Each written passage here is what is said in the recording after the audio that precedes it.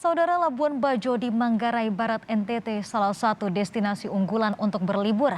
Tetapi kini juga terdampak pandemi. Saat ini kebanyakan wisatawan yang datang berasal dari dalam negeri.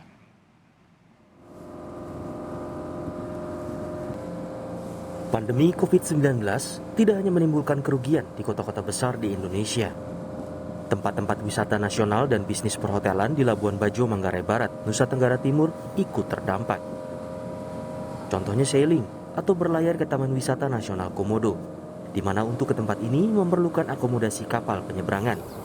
Semua pekerja merasakan pendapatan mereka berkurang dari biasanya karena gelombang Omikron. Sedangkan banyak juga wisatawan yang takut untuk ke Labuan Bajo. Ya, kalau rangernya ini ditutup, ya kerjanya lari ke nelayan lagi. Tapi kalau sementara ini datangnya sekalipun sedikit, tamunya tetap layani. Ada senangnya, ada sedihnya. Sedihnya kalau di tempat daerah kayak gini jadinya sepi, kasihan pendapatannya. Senangnya kitanya juga sepi, jadi nggak rame gitu. Jadi kita tuh harus kayak rapid test itu loh.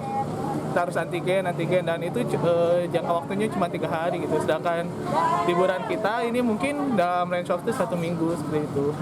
Dan yang mungkin untuk orang-orang di tempat wisata ini itu mungkin akan lebih kesusahan juga karena untuk dari pengunjungnya pasti berkurang.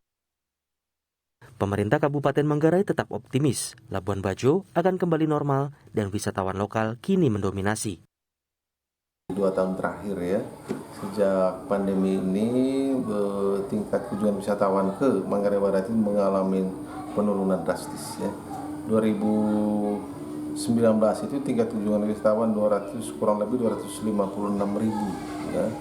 Di 2021 itu hanya 60 ribuan ya, wisatawan yang ke Manggarai Barat, tentu karena faktor pandemi.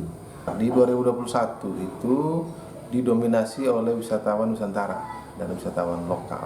Ya. Hampir sedikit sekali wisatawan asing. Tempat wisata lain yang terdampak adalah Desa Wisata Wairebo di Kabupaten Manggarai. Untuk menuju desa ini perlu perjalanan sekitar 6-8 jam dari Labuan Bajo. Kemudian ditambah berjalan kaki 2-3 jam menyusuri pegunungan dan bukit. Menurut tokoh adat Wairebo, wisatawan yang biasanya datang bisa mencapai puluhan bahkan ratusan. Namun kini turun drastis. Masyarakat ekonomi kan menurun. Ya, ini terasa sekali bagi masyarakat di sini.